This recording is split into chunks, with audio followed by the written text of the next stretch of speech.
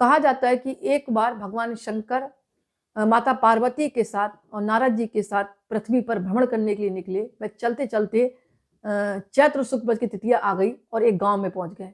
उनका आना सुनकर गांव की जो निर्धन स्त्रियां थी, उन्होंने स्वागत के लिए थालियों में हल्दी है, अक्षत है और पूजन की अन्य सामग्री रख ली।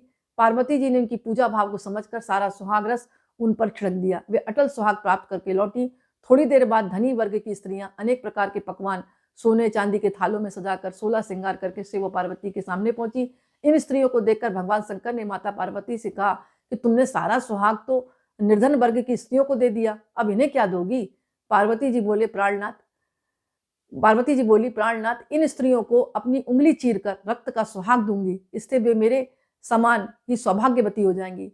जब इन स्त्रियों ने शिव पार्वती का पूजन समाप्त कर दिया, तब पार्वती जी ने अपनी उंगली को चीर लिया।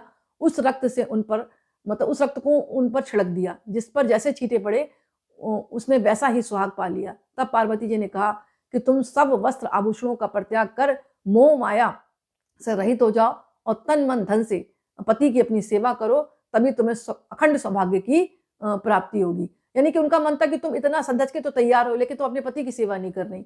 तो उन्होंने अपनी उंगली को चीर कर रक्त से छिड़क कर उनको सुहाग तो दे दिया, लेकिन एक नसीहत भी दी। ये कहा कि सब वस्त्र आभूषणों को परित्याग करके माया मोह से आप रहित हो जाओ, तन मन धन से अपने पति की सेवा करो, तुम्हें अखंड सौभाग्य की प्राप्ति होगी, सेम मेरी तरह। इस तरह उन्होंने कहा। और इसके अलावा उन्होंने माता पार्वती ने उनको अमर सुहाग का वरदान दे दिया। ये कहानी आती है गणगौर की। कथाओं में मतभेद हो सकता है, लेकिन मुझे जैसे समझ में आ रही है वैसे मैं आपके साथ शेयर कर रही हूँ। लेकिन इस कथा को गणगौर वाले दिन जरूर सुनना चाहिए। कहा जाता है कि अखंड सौभाग्य का वरदान प्राप्त होता है।